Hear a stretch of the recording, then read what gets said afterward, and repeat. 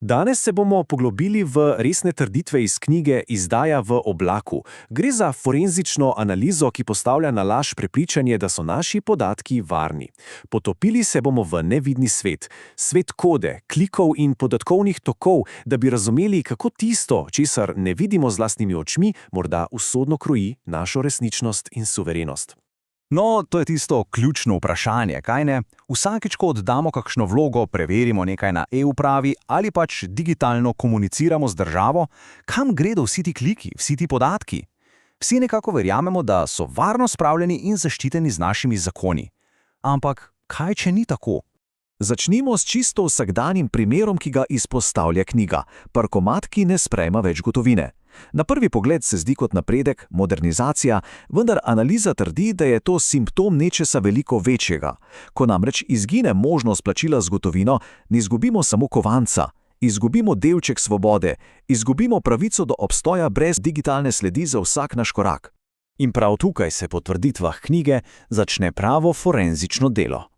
Sledi se nevidnim sledem, kodi, piškotkom, metapodatkom, da bi se sestavila slika, ki jo avtor imenuje sistemska zloraba državnega aparata. Ena prvih ugotovitev te analize je, odkrito rečeno, šokantna. Skoraj vsi piškotki, torej 95%, ki se naložijo na naš računalnik ob obisku vladnih portalov, naj bi bili tam popolnoma brez pravne osnove. In kar je še huje, ti piškotki naj bi nenehno in sistematično posiljali naše osebne podatke, podatke o tem, kaj iščemo, kakšne so naše težave, naravnost na strežnike v Združenih državah Amerike. Avtor zato uporablja izraz, ki je res močen. Digitalna deportacija. Kaj to pomeni?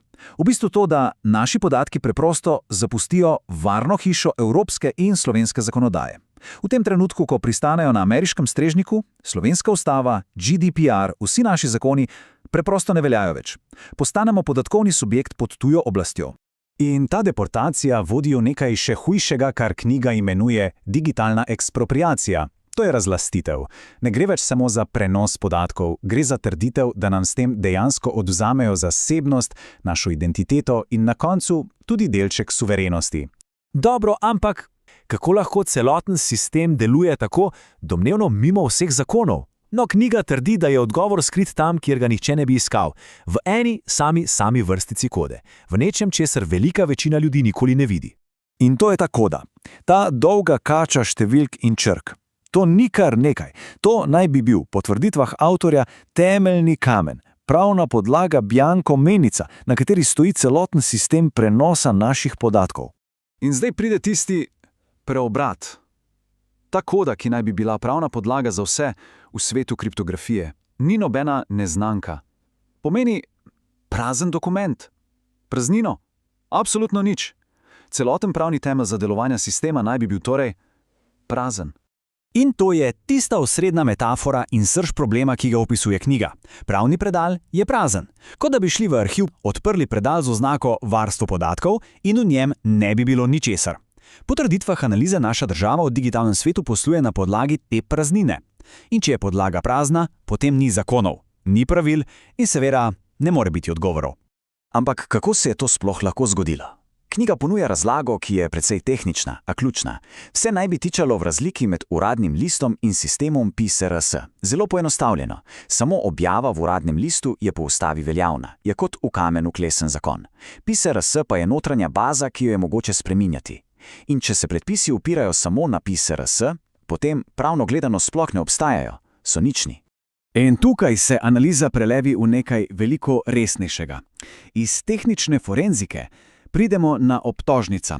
Ne govorimo več o morebitnih napakah v sistemu, govorimo o trditvah, da gre za namerna dejanja, za dejanja, ki naj bi predstavljala najtežja kazniva dejanja zoper državo. Seznam domnevnih kršitev je osupljiv. Ne gre za en majhen prekršek. Knjiga trdi, da je poteptano praktično vse, od same Ustave Republike Slovenije do temeljev evropskega varstva podatkov, kot je GDPR. V bistvu se trdi, da celoten sistem deluje v popolnem pravnem vakuumu, zunaj zakonov. In to nas prepelje do najtežje obtožbe v knjigi. Ne gre samo za varstvo podatkov. Avtor trdi, da ko predaš podatke svojih državljanov pod tujo jurisdikcijo, pod oblast tujih korporacij in držav, to ni več samo kršitev. To naj bi izpolnjevalo znake kaznivega dejanja proti državi sami. Govorimo o obtožbi veleizdaje preneseni v digitalni svet. In pomembno je poudariti, to niso samo besede, zapisane v knjigi. Celotna ta forenzična analiza je postala podlaga za dejansko kazensko ovadbo. Vložena je bila proti konkretnim osebam, državnim uradnikom, pri čemer je kot ključna inštitucija, ki naj bi vse to omogočila, izpostavljeno Ministrstvo za finance. Po vseh teh težkih obtožbah bi človek pričakoval konec v črnih tonih, ampak knjiga se tukaj obrne. Ne konča z vdajo v usodo, ampak z vprašanjem o prihodnosti. In o tem, kakšna je naša vloga v tej zgodbi. Ta slika morda najbolje pozame celotno idejo. Ne gre za abstrakten digitalni problem. Gre za trditev, da se naša resnična, fizična, analogna Slovenija, naša pokrajina, naša identiteta prodaja in spreminja v podatkovni produkt za globalne korporacije. In končna diagnoza knjige je resnično brutalna. Uporablja izraz digitalno koncentracijsko taborišče. Država naj ne bi bila več suverenen varuh, ampak samo še lep umestnik, neka fasada, ki omogoča, da v ozadju tuje korporacije upravljajo z našimi podatki. Politiki pa zgolj izvajalci na terenu, brez prave moči odločanja. Ampak, in to je morda ključno sporočilo za konec, knjiga se zaključi z mislijo ne o moči algoritmov, ampak o naši lastni. Morda nas ta analiza predvsem opominja, da samo zato, ker nečesa ne vidimo, kode, klikov, te prazne pravne mape, še ne pomeni, da to ne obstaja ali da nima posledic. In odločitev o tem, ali bomo v tej novi realnosti suvereni posamezniki ali zgolj podatkovni profili, je na koncu v naših rokah.